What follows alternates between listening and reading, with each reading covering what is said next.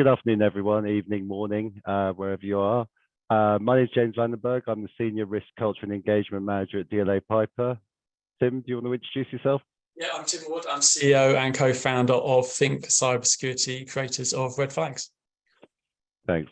And today we're going to talk about some behavior change in action. I'm going to talk about some of the user cases from the organization I work at. So, happy. So I work at DLA Piper. We're a global law firm. We're about 7,500 people.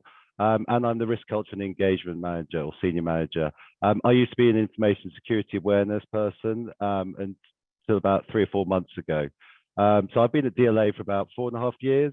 And as I say, 4 of those have been in information security. Before that, I spent 19 years running my own marketing and design agency. And being a marketeer, that's all about manipulating behaviors. And yeah, what I'm showing you on screen is how I've kind of organized our function in terms of enterprise human risk management, resilience, governance, hearts and minds, and research and innovation. And this really came out of basically us not understanding what risk is in our organization. And so we were kind of playing whack-a-mole with cyber, kind of dealing with one issue and then something else would pop up. So we kind of pitched this idea to take a more holistic approach to risk and basically kind of look at integrating risk domains. Because at the end of the day, people just generally didn't understand risk. I'll click over. So this is our approach to basically enterprise human risk management. And it starts off with qualifying what the risk is. So we need to understand kind of through a risk assessment what category it is, what tier it is, what our risk appetite as an organization is, and how to prioritize those risks. Then we move down and to the identify area, and this is about identifying the audience who we're going to target. We need to know what their knowledge is, their capability, their digital age, if we can work it out, what controls and processes are involved, and are there any policies to back up this risk? Then we analyze the data, but also we're starting to analyze the behaviors, the biases, the heuristics, what's going to motivate that audience, any cultural, internal or external influences, and anything else that might influence that decision making. Then we get to the fun bit, which is the remediation. And this is where it could be the education, the awareness, intervention, support, communications, but also choice architecture. It's a lot easier to put controls and redesign choice architecture than it is to change people's behavior. So wherever possible, we'll try and put the guardrails in place before we take action. And then we need to measure. We need to measure the effectiveness of what we do. And also we want to measure our resilience. So we're more about the outcomes than we are about the outputs. And then we also want to measure knowledge, how long knowledge has been retained for.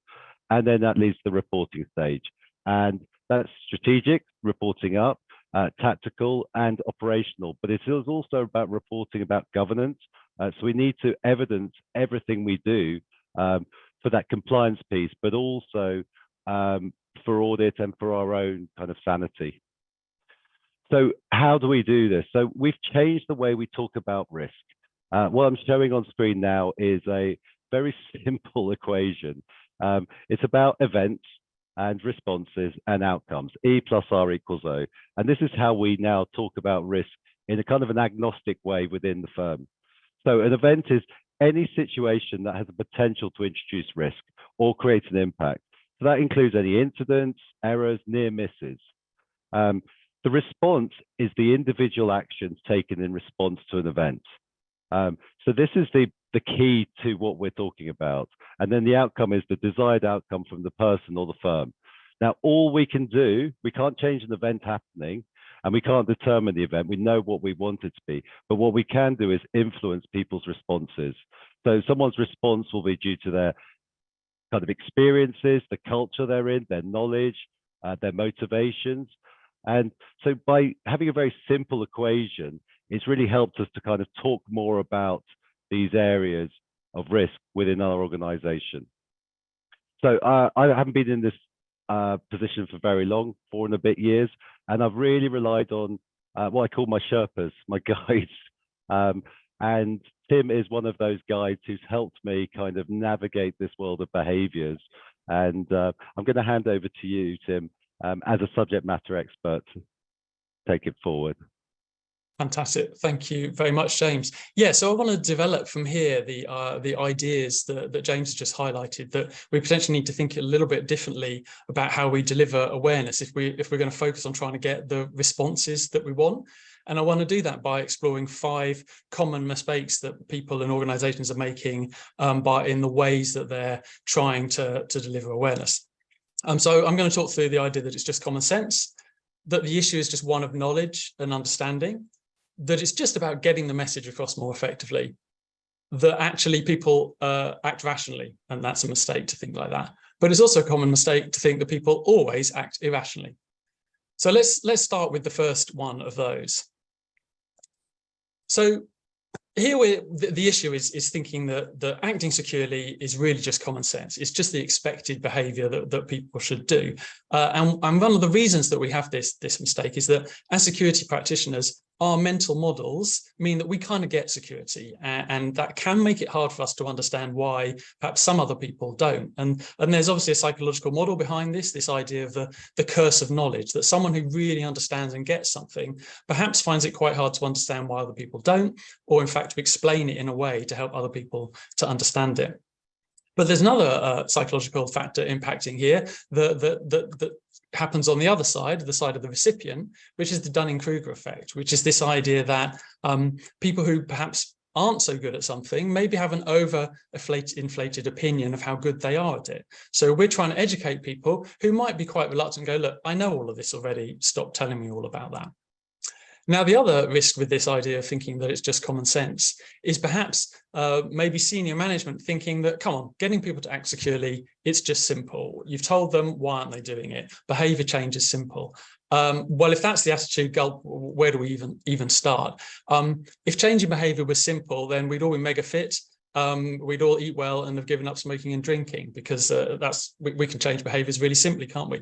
Human behavior is this complex interplay of habit, of context, which can be social, physical, virtual, of automatic responses, and more conscious, deliberate choices. And that's not really a counsel of despair. It's just the fact that call for recognition, I suppose. Behavior change requires a more sophisticated approach. It's not that easy.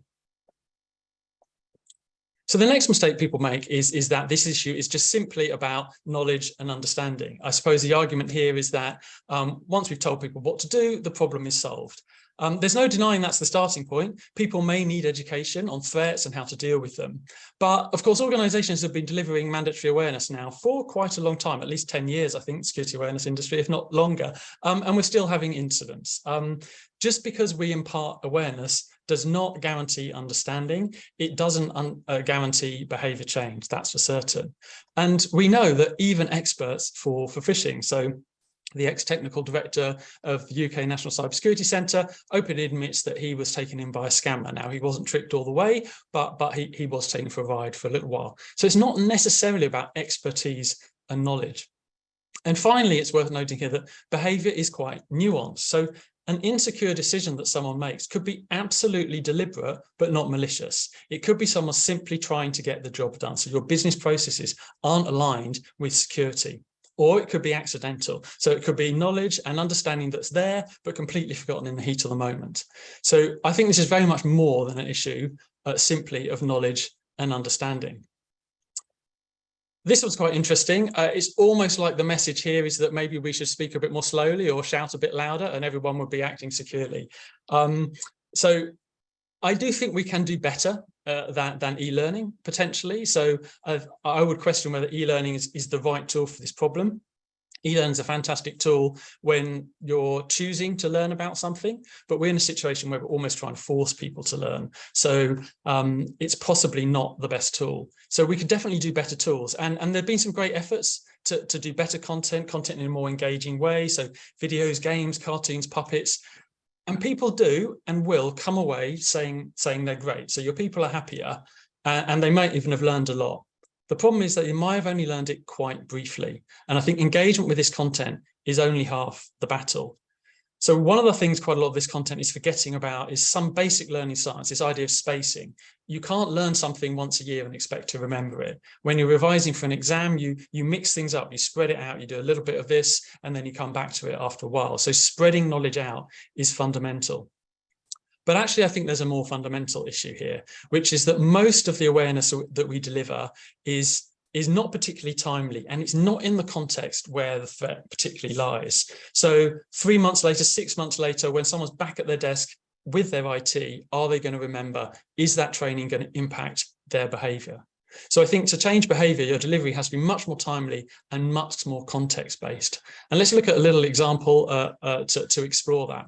So if you're doing your awareness training and here's someone doing it, clicking next, next, next, yawn, the moment you finish that, you start coming down the Ebbinghaus forgetting curve, which means that after about 5 days, you probably only remember about 20%. And in this example, Kate's gone on holiday, she's got loads of distractions. And then perhaps on one particular day, when she's even more distracted, having been out for a big night out, she's asked by a client to just upload a file to a certain file sharing site.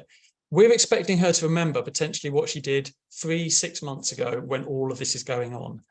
Is that fair and is that realistic? And there's going to be lots of psychological factors playing into whether Kate really remembers what to do in this situation. And so that brings us on nicely to this idea that the mistake people make of thinking people act rationally. Now, it seems logical to hope that people act rationally, and therefore all we need to do is tell them how to act, and they'll make a logical, critical, and rational appraisal of the evidence, and they'll act in that way. And this is aligned with this idea of economic utility theory, this idea that we all seek to maximize gains and minimize losses. And that's why in the industry, we've focused a lot on fear and uncertainty and doubt to encourage secure behaviors. But the problem is that knowledge and its rational assessment alone do not drive behavior. A lot of behaviors is embedded in context.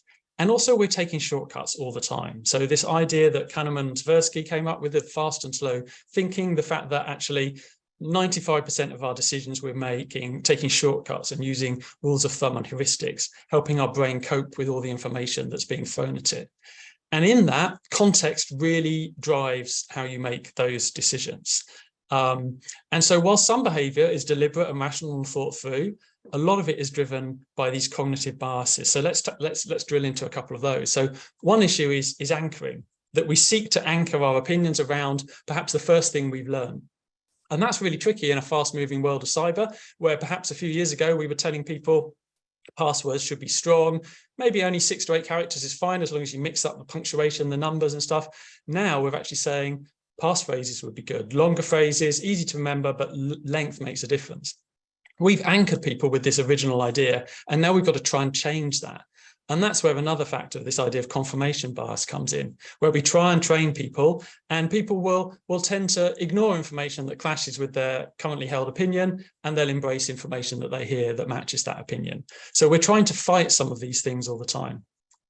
Social proof is an interesting one. We're all really driven by what other people are doing. That's a really helpful tool on our side if we use it well, but it can also work against us. So if you've got a department head who's acting in a particular way, then his or her team may also act in that particular way, and that might not be how secure you want people to be acting. We all have optimism bias. We all think things won't happen to us, and that can lead to quite strange behaviors as well. People thinking that actually, well, the organization's blocking everything. I'm fine. No one's going to target me. And finally, affect and emotion is also really fundamental. And in this example with Kate doing her awareness, she's got a client asking her to do something. And when your boss is asking you to do something, or a client, then you'll be driven by that emotion, and potentially security will go out of the way. Availability, another factor, this idea that we're seeking confirmation that something is real. And so something we've heard about in the news, perhaps, was going to drive our behaviors. But if we haven't heard about security recently, then we might dismiss it as not very often.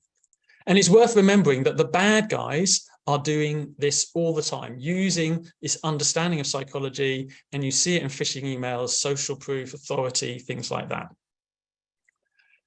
So just to completely contradict what I've just said, it's also a mistake to consider that people always act irrationally, because sometimes people are acting quite rationally. Sometimes people are making insecure decisions completely deliberately. And as I said already, because a business process means that they have to do it, or because they've got to meet what their boss has asked them to do. And so we need to understand that. And that's where we can turn to context. Why? What's going on here? And also data. Help us to understand, is this an isolated incident? Is it happening more in certain departments, certain regions? And then you can start to understand what's going on. And so it's worth stepping back from this briefly to think about what we're trying to achieve. Is it about compliance? Well, yes, we do need to tick that box, but it's more than that. Is it expertise? Well, we said that maybe it's not just purely knowledge.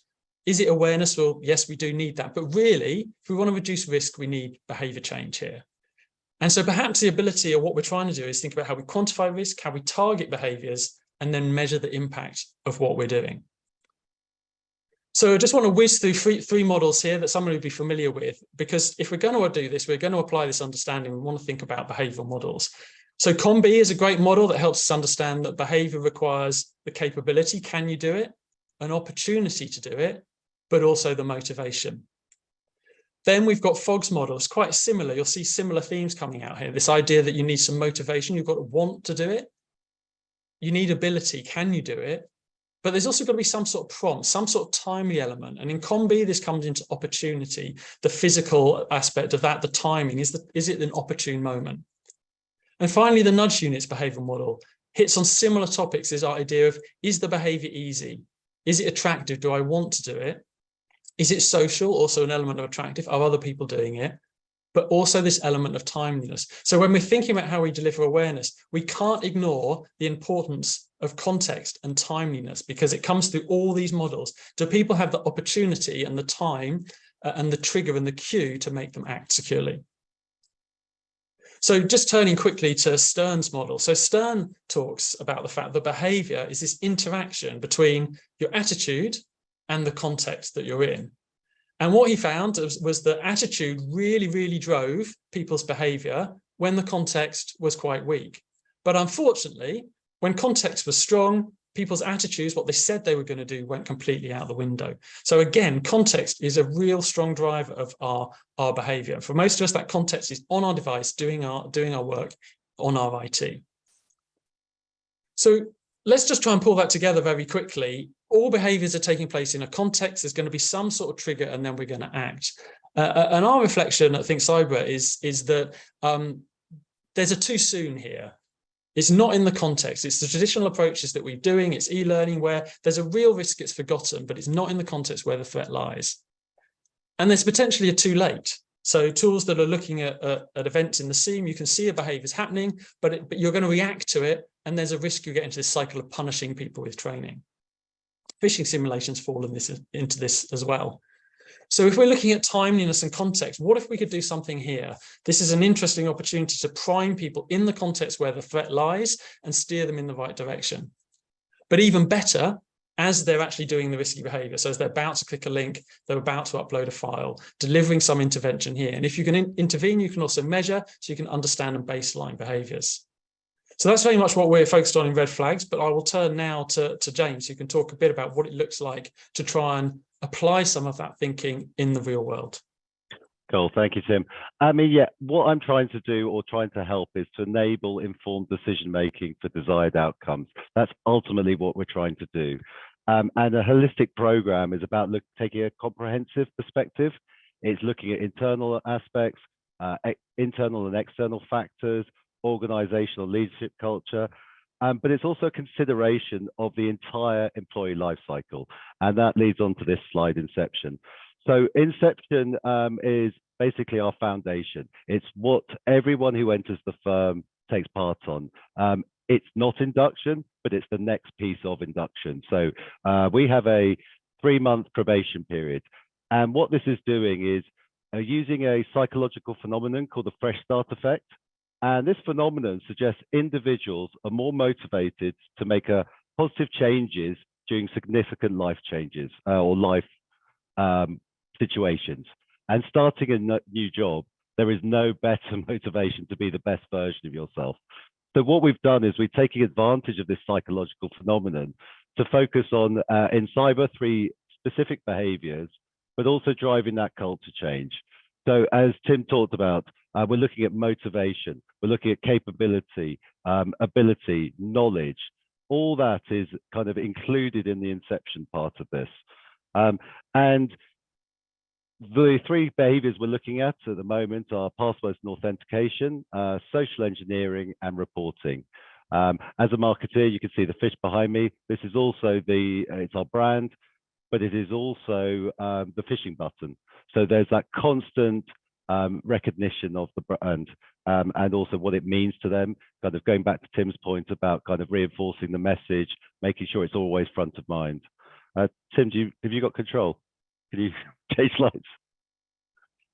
So Tim talked about the EAST framework, which is coming out of the Behaviour Insights team.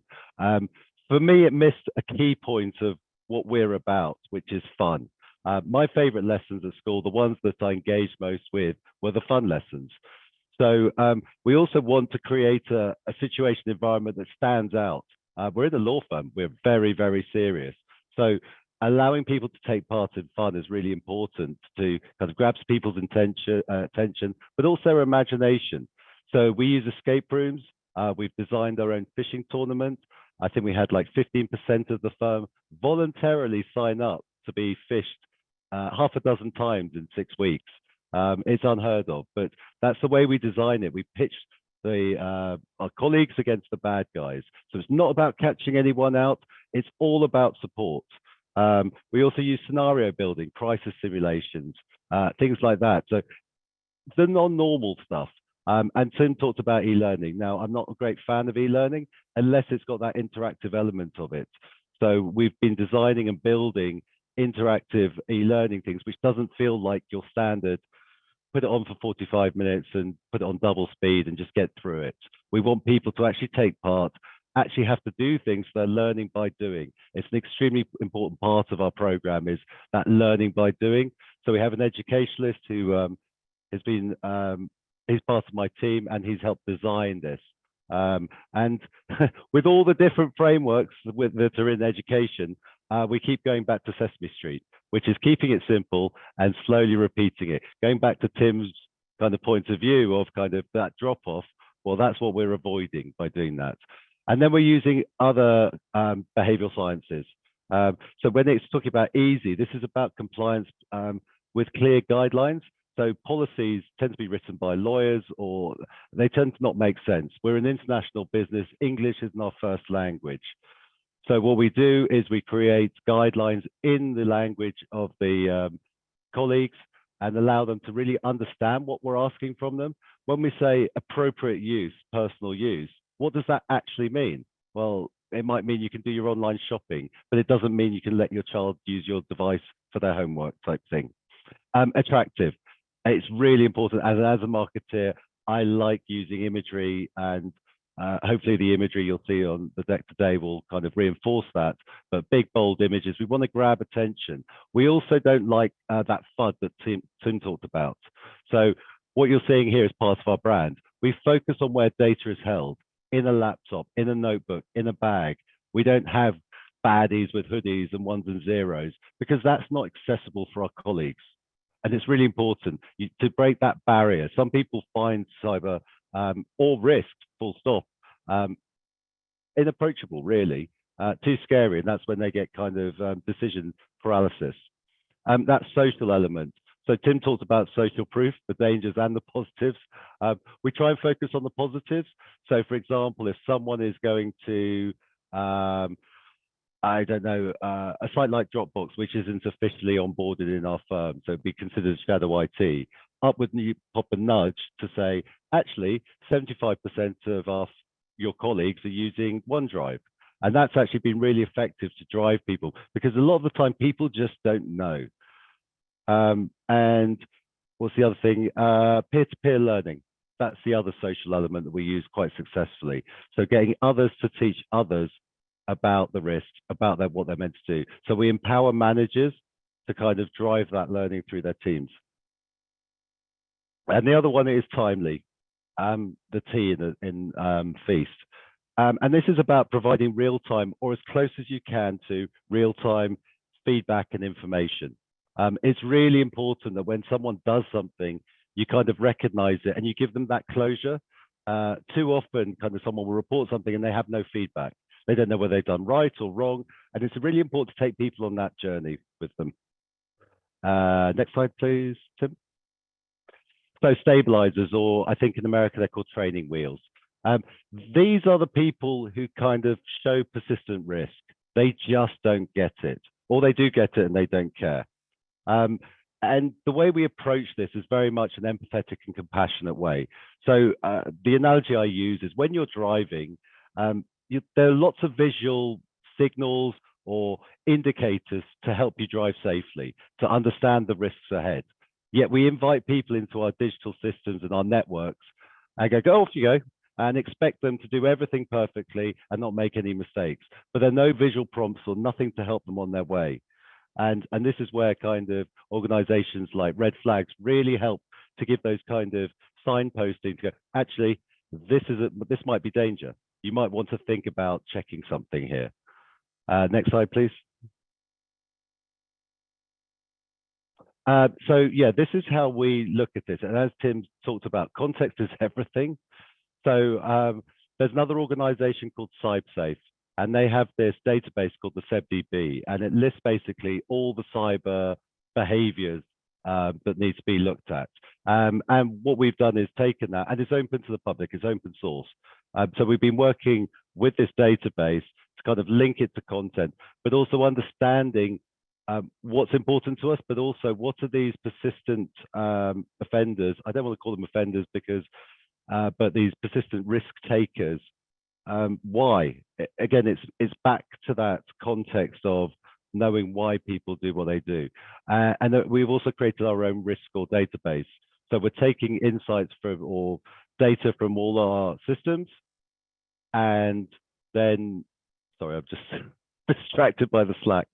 I've been to turn that off actually. And that will give us insights into behaviors to see the common patterns. Is this a one-off situation, or is this something more detailed, something that we need to take care about? So it's understanding patterns, root causes, and underlying factors. It's understanding the why, the motivation. And it's about getting personal. So Tim, if you could go to the next slide, please. So what is on the screen now is our intervention mapping. Now, I can't take credit for this. This actually comes from the UK Health Service. And this they have developed for addiction intervention, but it actually works really well for risk. It's understanding who's the audience, what behavior changes are expected to be made, what causes unwanted behavior. As Tim said, you need to understand those underlying issues. And then what's the best way of delivering that intervention? What's the context? How does it fit into everybody's lives? If they're doing a repeated process, how's this going to affect that? And then you always need that feedback loop. Also understanding the empathy, like what's going to do to the target? Has it changed their behavior? How do they feel about kind of that as well? Because it's really important to understand the whole holistic lifestyle. Last one, please, Tim. So levers. A lot of the time we see unintentional insider threat with levers. They don't mean to do what they're doing, but also the way we've traditionally dealt with it is really reactive. So we really wanted to take a more proactive approach to this. And this is about kind of nudging people at point of risk again. And we use companies like Red Flags to help do that. So it's just reminding them gently, gently reinforcing expected behaviors, what the rules are, those kinds of things, but doing it in a really compassionate way. It suits our organization. We don't really have any sticks, so we have to use carrots as much as possible. And it is about hand-holding all the way through the employee life cycle. It's about having that compassion and empathy to kind of help people make the right decisions. And again, it goes back to enabling those decision-making all the way through. So I think we're done on that. Final observations, bang on time. I think the first one was yours. If you want to talk to that, James. Okay, so I'm really passionate about taking a holistic approach because it really focuses on building the resilience of the firm. It's addressing risks related to employee motivation. It's about being human-centric. It's about considering their well-being and competency. It's taking them on the journey. I have two teenage boys. Like, there's no way me telling them to do stuff is going to make them do stuff. So what we need to do, and I practice what I do now across BLA with my own children and the football teams that I coach, in trying to influence their behavior and motivate them to change that behavior. And it's all about kind of, yeah, that holistic approach is about driving and promoting employee engagement. It's about kind of increasing productivity, but it's about being adaptable. And what that helps an organization to do is really drive innovation. Have you got any comments on holistic side of things, Tim? Not really. I mean, I suppose, yeah, I suppose I'm interested to get to the next bit, really, of this idea of kind of influencing the response, because I think what the thread that's going through what we're talking about is this idea that you need to start thinking in a behavioural way. You need to start trying to measure what's actually going on and then finding ways to intervene. And I think I've just seen a question come into the Slack about kind of concrete examples. I suppose we're really just skimming the surface of some of this, but the things we're looking at might be steering and influencing people when they go to certain websites. So ChatGPT, for example, you can take that really blunt decision to block it, but what might be a better decision is to enable it, but educate. And if you educate in a document or a policy, it's just not there in the context. And so what we would want to do is, at the point someone goes to that website, that's when you want to deliver some sort of nudge, some sort of intervention to steer them and to help them and guide them of how to use this securely. And I suppose that's this idea of influencing the response and playing to these concepts of timeliness and context, which the behavioral science is telling us we need to think about. Yeah, but it's understanding the individual to then know how to influence that response, I think, is that context piece. The environment they're in, the grouping they're with, if they're in finance or IT, I think that has a real influence on people's decision making and behaviors as well. But yeah, I mean, it's worked very well for us, kind of simplifying risk. I think it is basically the Sesame Street of risk. Yeah, absolutely. But there's lots of behaviors out there where you're just looking for those opportunities to try and help people at that point of risk. So it could be forgetting to lock their screen, it could be clicking on links, it could be trying to give away your password, using USBs.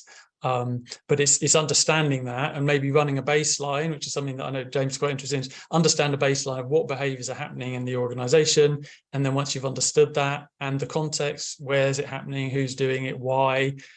The answer might be a change to your business process. It might not be education. And it's a lot cheaper and easier to change your process or your technology than it is people's behavior. That's what I found for sure. Yeah, and it's again that response to an event and that determined outcome. And I think that if you focus on the outcomes rather than outputs, you'll have a more kind of concrete way of going about it, because then you're looking to measure that to determine the outcomes as well. I think too many people focus on outputs and what they're going to report on rather than what they're actually trying to do and what's best for the firm. Yeah, absolutely. Yeah, and I think what we've been just talking about plays. I think Torben has asked a question in the Slack as well about how do you get data to find out how people's behaviours map to these risks, and that's that kind of baselining side of things. So if you can find a way to intervene, you can also find a way to silently see what behaviours are taking place, and then of course you can run campaigns to try and steer those behaviours in the right direction. So you're understanding the situation and then you're trying to intervene with it. Yeah, and one of the best ways of understanding people's behaviors is actually talking to them. Too few people actually talk to individuals and really try and draw out why they did what they did. We had someone the other day, and yeah, just talking to them gave us huge insights. We work in the law firm. Everything's done in 7 minutes. There's that preoccupation with earning fees. We've got to appreciate that. And that's the thing, you can't fight against the culture of the organization. You can slowly change it, but the more you empathize and understand it and work with that culture, the more effective your program will be.